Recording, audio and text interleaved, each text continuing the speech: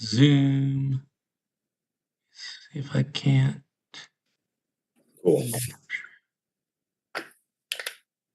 Should I flip my device over, or is the screen okay?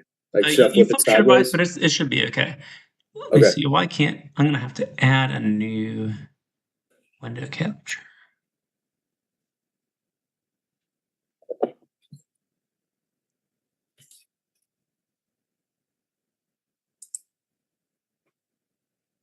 Is it?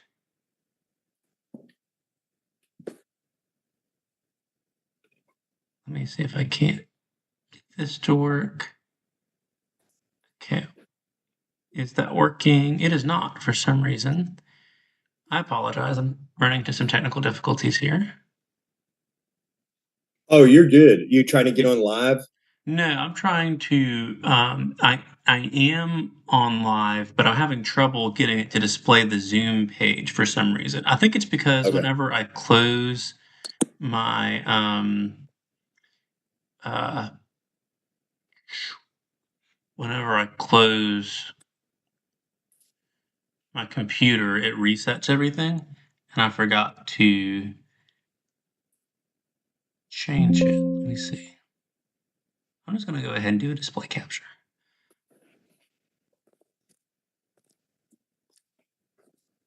Okay. So we can get started. All right.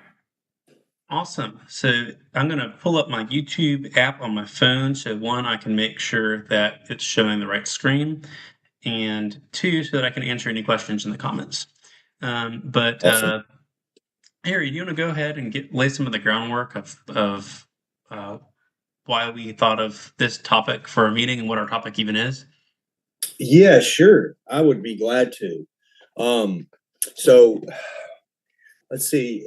I reached out to you the other night because I was a little bit at a loss when a good friend of mine, actually, he came to help me. Like, he went to the nursery with me. He's moving back here from California, and he sees my enthusiasm about native plants, and he could see that I wasn't as excited about non-native plants. He came with me to the nursery to help me pick up some materials and some plants, and You may so have to he restart that. I just realized that while I set up the display capture correctly, I forgot to activate it. So they might not have heard your voice there. oh, no Typical worries. technical difficulties. Sure. Um, so yeah, Yeah. yeah. For everyone who didn't hear that, I apologize for all of this. Harry's going to give just an overview of what our topic is and why we're talking about it. Sure, I'm glad to. And dude, thank you for asking me to do this again, because I immediately thought of you when the subject came up. But I have a really good friend of mine that I grew up with who has been living in Southern California for the last like 10 years or more. And he's moving back to North Mississippi in Hernando. And he was with me at the nursery picking up some plants for a job that I had coming up. And he could see, he's known how passionate and enthusiastic I am about native plants. And he could see me kind of brush off. He would ask about a plant, um, at the nursery, and I would brush it off as, oh, that's a non-native. I'm not really interested in using that one. And I could kind of see the cogs turning in his head. And then later on that day, he said, hey, so I'm just curious, like, how long does it take before a plant becomes native or beneficial? Like, when does it cross the line? How long does it have to be here? And I was like, I've actually had this question asked to me before, but it was in more of a condescending way, as in well, what do we, what, the plants they're gonna move and they're gonna do their thing anyway. Why does it matter if they, kind of like they'd already made their mind up as, like, I think they were seeing this native plant thing as a trend, maybe, and didn't understand the full context behind why it's so significant. They're so significant to our ecology and the relationships between organisms in our local ecology. But anyway, to my friend that was asking me more sincerely, I just didn't have as good of an answer prepared. It took me by surprise. So like that's why I thought, man, who should I ask about this? And I immediately thought of you because I think you have a pretty good gift of putting in things into words.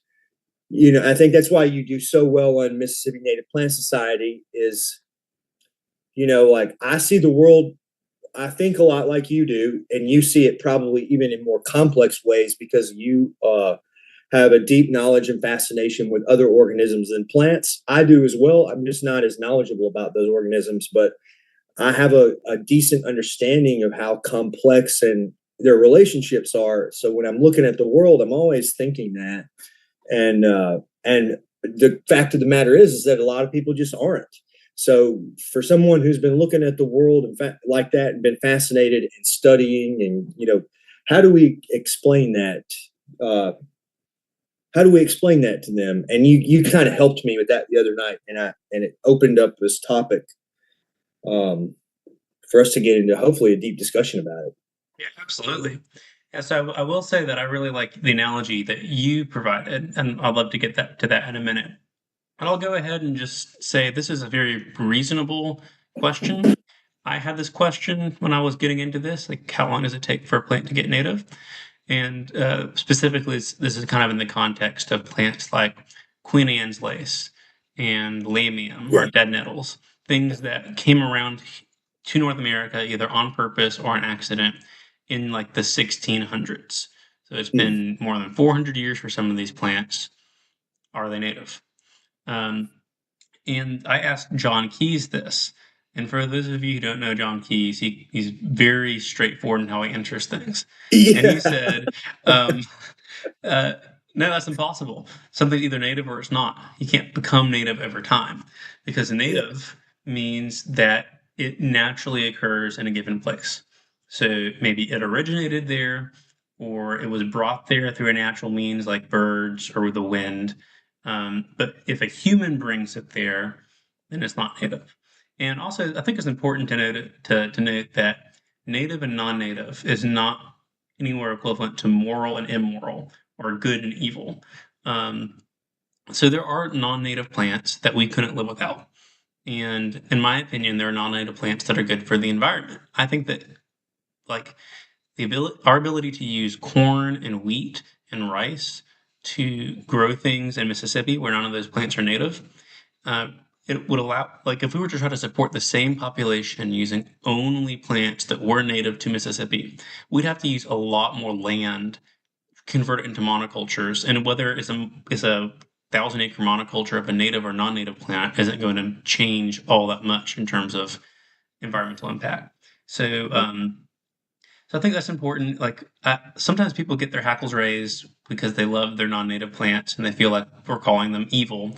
That's not what we're saying. We're just saying that there is a difference between native and non-native Mhm. plants, and that you can't become native if you're introduced by human means. Yeah. There are a few other things that other directions that we can go. But first, do you have any responses or thoughts to that? No, I just think that, you know, putting it in the context of agriculture, that makes a really valid point. And and also you know, I used to be of the that same I I used to use a lot of non-native plants in my landscape designs, and there were just a handful that actually someone that I worked under used frequently that I just grew to like and be fond of. Like Distillium was one of them, and I mean, there's at least five or six more. They're not coming to the top of my head right now, but as time goes on, I'm becoming more and more of a stickler. Like the more and more I see the value in the native species and the lack of value in a lot of the non-native, or even the harm, you know, when they become invasive species, like a non-native species. a non-native landscape plant has the potential to become an invasive species pretty much at any given time. So like, I don't know. It's so funny. If we would have had this conversation, 4 years ago, I'm sure it would be very different than what it is now. But also being extreme one way makes the others. It's almost like you're closing the door to someone who would be willing to talk about it. So you're right. I mean, you're. It's like you gotta, like, if there's some non-native species, or maybe they have some cultural significance too. There's a lot of those kind of plants that are like, okay, I can understand the value as long as it's not being harmful. I mean, there's certainly some of those, but yeah. So that's all I have to add to that. That was very well put. Thank you. Yeah, a lot of interesting things there. We'll note that for those who love Distillium but want to go all native, Lyonia is a good alternative. Native to southern Mississippi, Fetterbach. Oh yeah, yeah, Not so. I mean, it's not native to like Memphis or anything, right, but it's at right, least native to the region. right. But And it would be better than.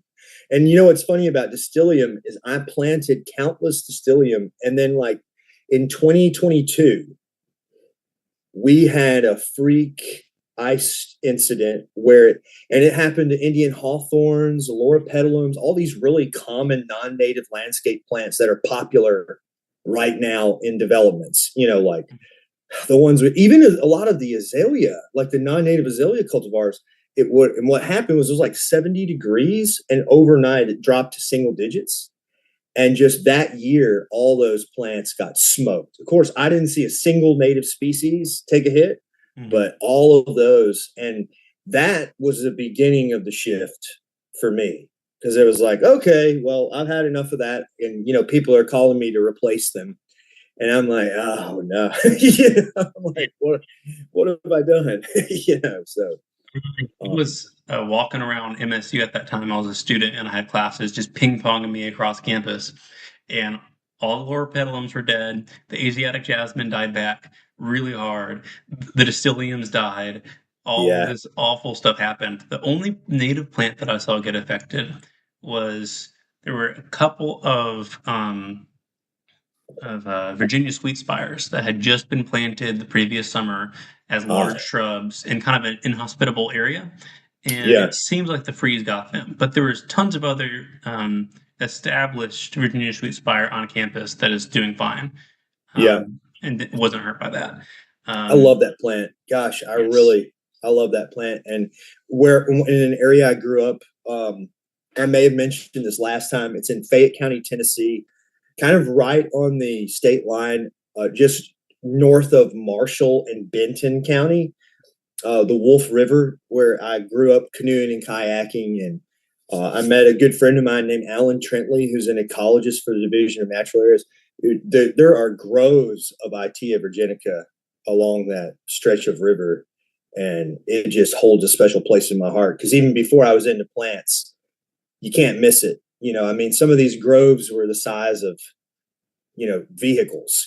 Just each, or it could be multiple plants grouped together, but so pretty, beautiful bloom, beautiful fall color, and will grow on the riverbank in the water. And I've planted it even in dry sites where it obviously didn't want to be, but it's doing just fine. So like, Yeah. anyway, love that plant. That's a great plant. I love it too. Yeah. On the subject of well, never mind. This was a different question that you mentioned, uh, which was about what's the significance of a native plant. So I think Yeah. that kind of segues in. We're talking about these specific native plants and how native plants are better than non-native plants. But then the question is, well, what if this native plant goes away? What do we lose? Right. And that was the same friend that asked in a kind of a condescending way. It's just his nature. He's a really good friend of mine. He actually went to Mississippi State. He's an engineer. He's a smart guy, and he hunts. So I tried to put it in a way he could understand, like in the food web for animals. Like I'm thinking like, hey, this is turkey food. Like, but anyway, he said, we were talking about Helianthus verticillatus, and I thought that at the time that I had found a population, I wasn't sure if it was it for sure or not. And I was super excited about it and was telling him and a couple of my other friends. And he's like, dude, I just don't get it. I mean, and I'm like, this is a species that if we don't do something now, we could very well lose it. There's so few of these in the state and even in Tennessee, kind of same area as that Ghost River I was talking about, but he says, so what happens? And I was like, what do you mean? And he was like, what happens if it's gone? And I was like, well, I'm nothing. And he was like, well, then what does it matter? And I was like, oh man, I'm going to have to think this through. The analogy I used was a complex machine and taking a bolt out.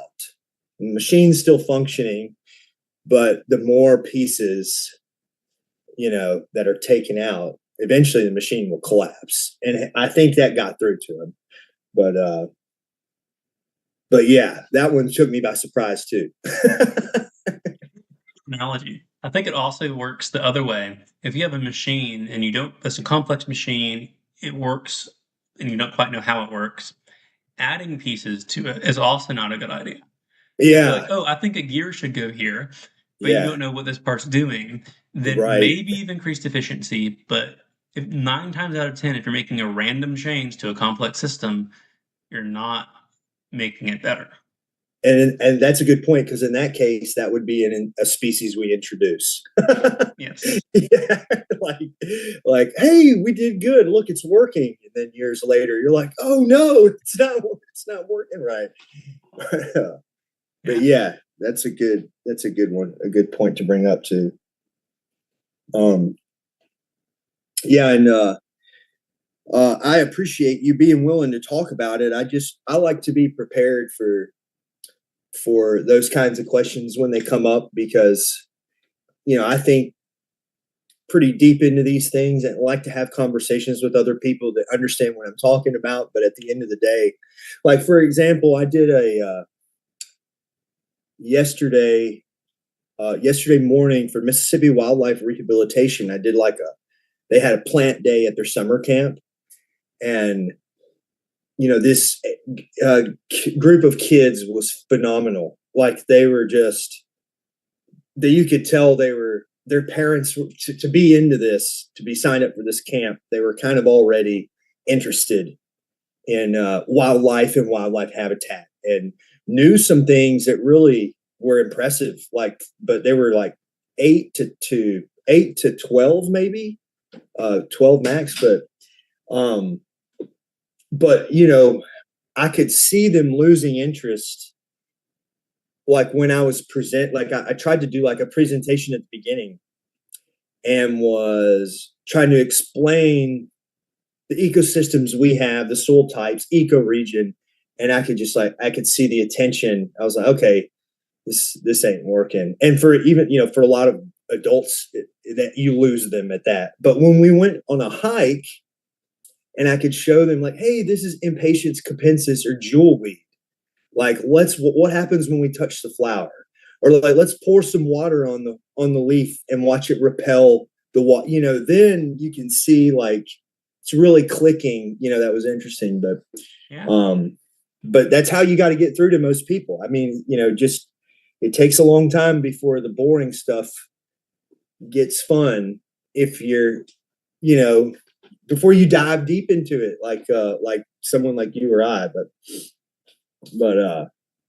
But that was a great group of people, and that was so cool to see those kids interested in that. It's a really good Facebook organization. about it looked pretty fun. Yeah, man. I'm glad to see kids in it, because I do feel like every generation, like even the previous generations here, they may not have known scientific names or just how complex the ecosystems were here, but they could tell you they knew the plant when they saw it.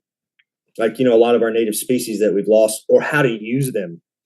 And like, older generations and newer, each passing generation, I feel like it's just losing just a little more out of touch. And it's so critical. It's just so important to me that, so it's good to see that there's a group of people that getting kids hands-on involved and doing camps like that. It's really cool. Absolutely. There's a great organization. Yeah. But what's new with you? What Um, have you been up to? I've been up to a lot of different things. Not too much plant related. I did participate in the bug camp for MSU Oh, cool. on Monday evening. It was their advanced camper thing, and I had a pretty similar experience to you, being wowed by their knowledge, by just their eagerness, and this upcoming generation is interesting because they're tech savvy, but I've noticed that a number of them are also disillusioned by tech. So they use it for what they need to use it for, but they really like being outside and they really like interacting Oh, with the real cool. world. And so this kind of like maybe even all this AI and stuff is helping people realize the significance of the real world. And in this at a formative time in their lives, I think that it could have the potential, if they're Yes. equipped with the right knowledge and connections, to turn them into supernaturalists who are very good at being naturalists, at understanding a lot about a lot of different subjects. Yeah. Because now they don't have to wait to find the field guide in print at some library. Right. They can if they know how to search, they can find pretty much any answer that they want on the internet for how to identify something, and then they can go out there and check it out. Like there's people at this bug camp who came from like the Dakotas and came down here for this camp. And then they were going to go down to Florida to try to collect this one particular butterfly. And they looked at my naturalist observations to see this butterfly is concentrated in this area, and I could go access it Wow. in this public area. And I could catch it and collect it. Um, so That's super cool. yes. And these Wow. are like eighth graders who are That's doing, awesome. yes. Yeah. Yeah. It's really That's, cool to watch. I can't imagine that. Like I'm 34.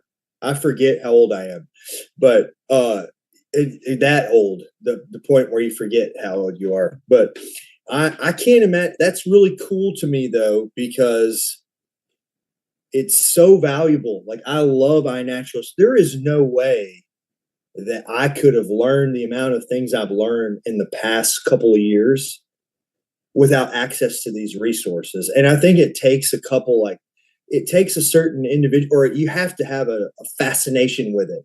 Like, so once that clicks, then, because a lot of people are like, how can you sit there and read that? Or like, I'll make lists and write down Latin names just so they'll stick. Like, oh, I'm writing down everything I see in this plant community in Coldwater, and I'll write them down. Or my generation, like the technology, like I grew up as it was developing, and then the generations past me like had it, but it was like, are we getting away from the outside? So it's refreshing to hear like that the younger generation is like wants to be outside. That's what I saw in that group, and that may have just been because they already had that interest, but Collection still, bias. it was great to see the kids like enjoying that and liking to be outside. That was cool. Absolutely. We got a question from the chat. Um, what are both of your thoughts on our rapidly declining bog species due to development, specifically Sarracenia rosea? So, and And that's I can't remember which pitcher plant that one is. I guess, is that like the small red one? Because I'm not really sure. I can I look don't it get the up. dogs enough. I know I don't either. And funny enough, like we have a sphagnum moss bog that I'm supposed to go visit with a friend of mine soon, Ooh. but with no Sarracenia. I have to travel a good ways, Yeah. but I do know a lot about rapid development. I mean, being outside of Memphis, and I would imagine you do too, because did you grow up around Jackson? Yes, I did. Yeah, so same deal. I mean, it's like a lot of the places that I grew up, family, a family friend's property that we would play in the creeks, or places that basically places that I would just run around as a kid and explore are gone. They're strip malls, or the I-269 was put in. That was huge, but but it has been detrimental. And that's one of the reasons why I'm working so hard to document basically everything I see, is because there's really not many records. Like there's not really an educational institution that focuses on botany or horticulture or ecology, like in the Memphis area or south of Memphis. So it seems there was like a lack of observations, a lack of records, and just as like, hey, if at this rate, we're never going to know what was here. Yeah. They're going to wipe it out. But I do want to look up that plant. I've got iNaturalist stuff, and I can see. What are your thoughts about that? Yeah, pretty much the same as yours. We got an additional question from the same person. The issue with, or a statement, the issue with development on bogs is the fact that the development redirects the water and then secondhand drowns out the surrounding areas. That is that's the problem with wetlands. There's this meme I've seen where it's this river that's winding in a wetland, and then people come along and they straighten the river and they build a bunch of houses there, and then they're like, "Why is it flooding?" Yeah, yeah, that sounds about right. Yeah, that's a actually I've got a funny story to say. So at MSU, there is a group of researchers who are really well equipped with the skills it takes to um, analyze sites for the potential of flooding if you develop it, and then come up with a plan to mitigate that. Because sometimes, like, it's the land's going to be developed, so you have to just do it the least damaging way possible as an engineer. Um, and so, these people, they're computer experts. They know exactly the softwares, the modeling. They can run all that kind of stuff. And there was a construction project on campus where they basically the engineers weren't involved with this. The professors weren't. It was just the construction people. Basically, funneled all the water runoff from the construction site into the building of the people who could have prevented it. And there's like mud coming in through the walls, getting off the cabinets, damaging equipment, like all this kind of stuff with relatively minor rains. Like it rains for an hour and there's flooding. Oh no. So it is super important. Even if you have been listening to us this whole time and you're like, I don't care about plants, let them all die, let the machine die. Yeah. Then at the very least, you should be concerned about how this affects your fellow humans. And having wetlands present has so many benefits. It can recharge underground aquifers if you have those, like in the Delta area. It can provide shelter, or it can help mitigate the damage from flooding and storms, especially if you're on the coast. And no matter where you are in the state, it's just a good way to keep water from running down your streets, overflowing your pipes, causing backflow in sewer systems, all these horrible things that happen whenever we don't take into account these natural ecosystems. And if we preserve them for human benefit, then it has the side benefit of also preserving the plants, as long as we don't like spray them, which seems to be the default land management technique these days. I know. That's a really good point. Another thing that I just thought of, and I this is just kind of a theory of mine, but there's an interesting. So I live in between Hernando, Mississippi, and Coldwater, Mississippi, way up in the northwest corner. For anybody that's listening, in the Lusk Plains. I'm not in the Delta, but I'm just to the east of the Delta, just past the Bluff Hills, where we start to get some gentle rolling hills, relatively flat, and actually very similar to Jackson. I think we're in the same, the same or parts of Jackson anyway. But anyway, in Coldwater, we have these Lusk or Loess terraces that are similar to, and John Keys helped me figure this out. Like he sent me some ecological site descriptions, information on soil, really unique plant communities that are similar to the Grand Prairie in Arkansas. And the Grand Prairie is Mississippi alluvial plain, but like a level 4 ecoregion within the alluvial plain. but these have some similar characteristics. But what's interesting about them is Coldwater was built on one of these, and it has a fragipan under it, and it has a wet phase and a dry phase. So you have all these grassland species, like even like gama grass, Tripsacum dactyloides. I don't know if I'm saying that right. Sorghastrum nutans, little blue stem, and then weirdly a bunch of hibiscus and buttonbush, Rudbeckia, lismifolia, Amsonia. I think are all members of this community and kind of mimic the Arkansas prairie too. The difference between ours and theirs is we don't have one site with all of them there. It's just like, everything's been altered. Anyways, I imagine they moved Coldwater because they flooded the Coldwater River, or they flooded the Arkabutla Valley and dammed the Coldwater River, and they had to move it. And I suspect they were having issues during the wet phase. Maybe it was great for crops and great to settle on for those drier years. And like during that, the wet phase, because it's on the fragipan, so it takes forever for it to soak down in. But I just think, so that's even another one. Like, even if it's not directly related to the wetland flowing over, it's like, there could be an ecosystem like that if you check it out a certain part of the year or one of our drier years, you would think, oh, this is flat. This is perfect for agriculture. This is perfect for development. And then down the line, find out that, without prior investigation, that it's not quite suitable, for building structures on. Yeah.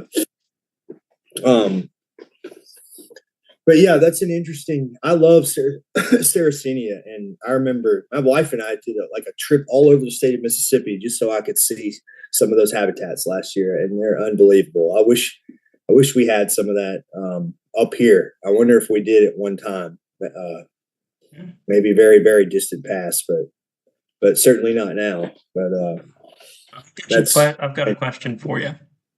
So, what would your thoughts be if someone were to take, a kind of disturbed prairie site up around where you are and turn it into a Sarracenia bog? What would your opinion be of that? Asking me? Asking you, yeah.